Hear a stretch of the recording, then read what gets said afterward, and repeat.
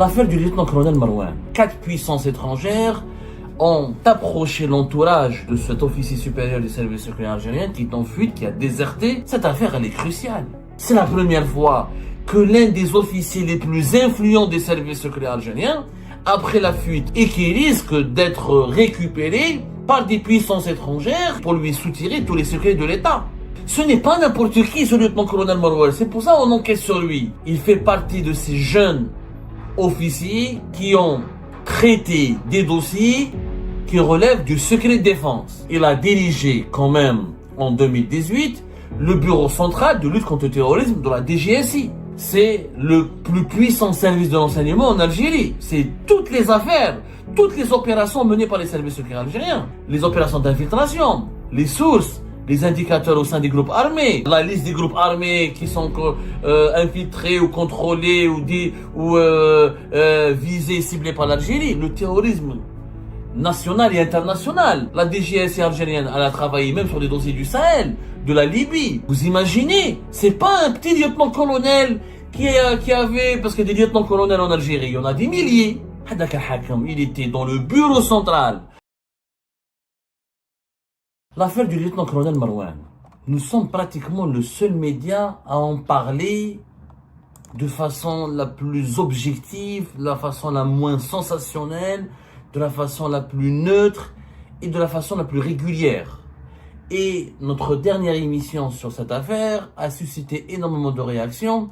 C'était le 21 juin dernier quand nous avons révélé que 4 puissances étrangères ont approché l'entourage de cet officier supérieur du service secret algérien qui est en fuite, qui a déserté, qui a pris sa petite famille, qui s'est enfui après avoir abandonné son poste de chef du bureau de sécurité de liaison de l'ambassade d'Algérie à Rome en Italie. Il a été approché, son entourage a été approché par les autorités et les représentants officiels et officieux. Vous avez bien compris de quoi je parle et de qui je parle, de 4 puissances étrangères. Et l'émission du 21 juin dernier, elle a suscité beaucoup de réactions. Beaucoup d'entre vous nous ont posé des questions. C'est quoi cette histoire d'Abdou Samar? Comment vous arrivez à obtenir ces informations? Est-ce que c'est vrai? Est-ce que c'est pas vrai? Est-ce que c'est pas une fumisterie, une grande escroquerie cette affaire du lieutenant-colonel Marouane? Est-ce qu'il n'y a pas beaucoup de manipulation? Est-ce qu'il n'y a pas beaucoup de fantasmes, d'exagération? Justement, cette affaire, elle est cruciale. C'est la première fois que l'un des officiers les plus influents des services secrets algériens, après la fuite, après avoir abandonné un poste sensible à l'étranger, pour partir dans des conditions troublantes et scandaleuses, et qui risque d'être récupéré par des puissances étrangères qui pourraient certainement être tentées de le manipuler pour lui soutirer tous les secrets de l'État. Ce n'est pas n'importe qui, ce lieutenant-colonel Marouane. C'est pour ça qu'on enquête sur lui.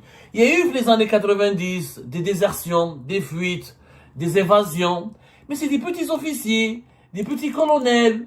La vérité, madame, je n'ai pas, c'est des gens, à cause des années 90, ils n'ont pas cautionné certaines pratiques, ou ils avaient des sensibilités islamistes, ou ils n'étaient pas convaincus par les méthodes utilisées, ou par les objectifs de la lutte contre le terrorisme. Mais c'était pas des gens qui connaissaient ou qui avaient accès à des dossiers extrêmement influents. On parle de secrets d'État. Ils ont fait défection, ils ont fugué, ils sont devenus des insoumis, ou pour parce qu'ils ont des conflits directs avec leur hiérarchie, ou pour des raisons de considération idéologique et politique personnelle, ou parce qu'ils craignaient pour leur vie, ils voulaient pas cautionner certaines pratiques, ou là ils faisaient l'objet d'une vengeance personnelle, où leur vie était exposée au danger, ils voulaient pas faire la guerre. Lieutenant-colonel Marouane, j'insiste, pourquoi il n'est pas comme les autres? Et je mets à ce monsieur, il est jeune, 40 ans, c'est vrai. Il fait partie de ces jeunes officiers qui ont traité des dossiers qui relèvent du secret de défense. Je rappelle, nous l'avons expliqué déjà, nous l'avons indiqué. Mais il faut répéter pour que les gens comprennent de quoi il s'agit. Ce monsieur, il a dirigé quand même en 2018 le bureau central de lutte contre le terrorisme de la DGSI. Il était à la tête du bureau central de la lutte contre le terrorisme. La Direction générale de la sécurité intérieure, c'est le plus puissant service de renseignement en Algérie. Le bureau central de lutte contre le terrorisme, c'est toutes les affaires, toutes les opérations menées par les services secrets algériens. les opérations d'infiltration, les sources, les indicateurs au sein des groupes armés, la liste des groupes armés qui sont infiltrés ou contrôlés ou visés, ciblés par l'Algérie, le terrorisme national et international. Parce que la DGSI algérienne, elle a travaillé même sur des dossiers du Sahel, de la Libye. Vous imaginez, c'est pas un petit lieutenant-colonel qui avait, parce que des lieutenants-colonels en Algérie, il y en a des milliers, c'est vrai. Si c'était un simple lieutenant-colonel, t'as les barrages routiers, ou t'as les affaires de cul, ou les affaires de maîtresse, ou les affaires de mœurs, ou là, les petites affaires de drogue, ou là, les affaires de corruption, t'as 1-2 millions d'euros, la petite corruption. Non, Hadak al-Hakam, il était dans le bureau central. Et d'après nos investigations, il avait même dirigé ce bureau central de la lutte contre le terrorisme. Ensuite, il avait dirigé le bureau des affaires sensibles, des affaires réservées. Au sein de la DGSI, des affaires réservées, c'est quoi? C'est toutes les affaires des écoutes. C'est toutes les enquêtes sur les secrets, sur les dossiers les plus menaçants à l'encontre de la sécurité nationale. Par exemple, comment il a connu Boualem, le lieutenant-colonel Marouane? Nous avons confirmé au cours de notre enquête qu'il a connu Boualem quand il a dirigé le bureau des affaires sensibles. Parce que Boualem, il dirigeait le fameux organe du contrôle des services, le fameux organe de contrôle et de surveillance et des écoutes, des écoutes, des communications téléphoniques et communications électroniques. C'est Boualem, son vis-à-vis directement pour les écoutes contre, par exemple, les services secrets algériens ou les autorités algériennes mettaient sur écoute des personnalités sensibles, ou là des diplomates étrangers en Algérie, ou là des hommes d'affaires étrangers, ou là des personnes, comment on appelle ça, des personnes qui ont joué un rôle ou là qui ont occupé des fonctions au plus haut sommet de l'État algérien, le compte rendu, l'archive, les fichiers de toutes leurs communications intimes, personnelles et professionnelles étaient gérés par le bureau des affaires réservées de la DGSI et l'organe des écoutes téléphoniques et l'organe de surveillance et de surveillance et de contrôle et des écoutes des communications téléphoniques et électroniques qui étaient dirigées par Boualem de 2016 à 2019. C'est comme ça qu'il l'a connu. Donc ce n'est pas un officier lambda. Si c'était un officier lambda, agent, des colonels en Algérie, des généraux, il y en a à l'appel. Ce n'est pas un officier lambda. C'est pour ça que nous, son histoire nous a intrigués. On a commencé à enquêter et on a commencé à découvrir des éléments troublants. Parmi les éléments troublants, ce qu'on vous a révélé le 21 juin dernier, c'est qu'il est approché, c'est que des puissances, 4 puissances étrangères essaient de le récupérer pour lui proposer l'asile politique, mais un asile politique doré et de lui dérouler le tapis rouge.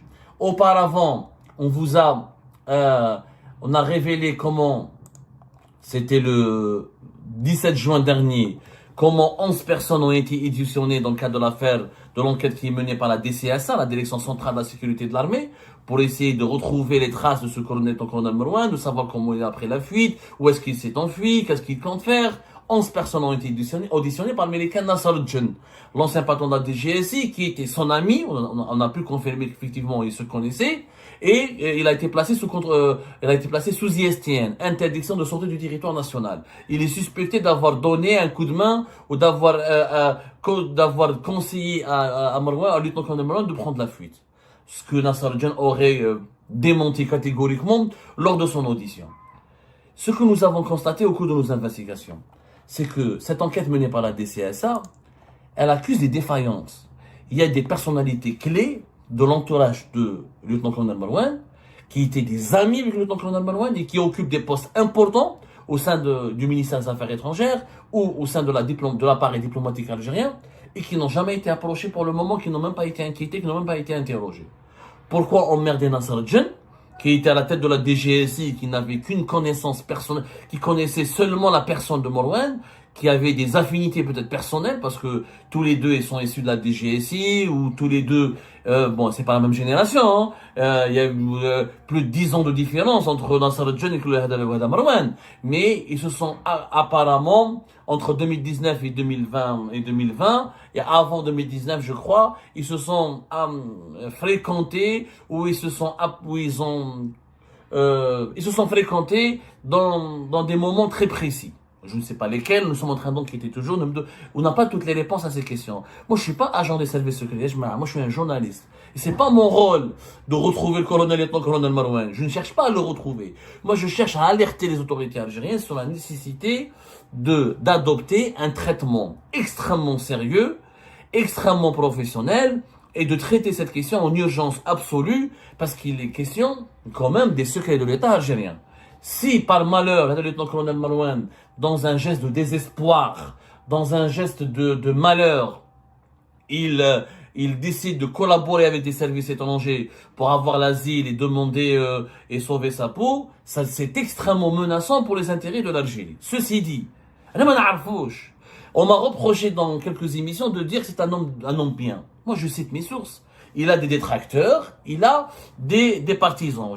Au sein des services secrets algériens, au sein de l'appareil diplomatique, au sein du ministère des Affaires étrangères, au sein de la presse. Il connaît pas mal de journalistes algériens le connaissent à lieutenant-colonel Marouane. C'est pour ça que j'ai réussi à obtenir pas mal d'informations sur lui, parce qu'il a travaillé avant de rejoindre le cabinet de la direction générale de la DGSI, il était dans le fameux centre de la communication et de diffusion, cellule de communication et de diffusion, qui était dirigée par l'ex-colonel Fouzi, le fameux colonel Fouzi qui est mort récemment, pendant la période du Covid. Et c'était le département de DRS de l'époque du général Taufir qui était chargé d'infiltrer les rédactions, de donner les agréments aux journaux, d'enquêter sur les journalistes, de distribuer, d'enquêter sur les bénéficiaires de l'argent public et la NEP, la publicité publique, d'enquêter, de gérer la NEP, de produire des articles, de produire la stratégie médiatique de défense des intérêts suprêmes de l'État. Donc c'était l'institution qui gérait les relations entre les services secrets algériens et les journalistes. C'est pour ça qu'un Mi'arouf, le lieutenant-colonel Marouane, ils l'ont connu. Beaucoup de gens l'ont connu. Quand je dis,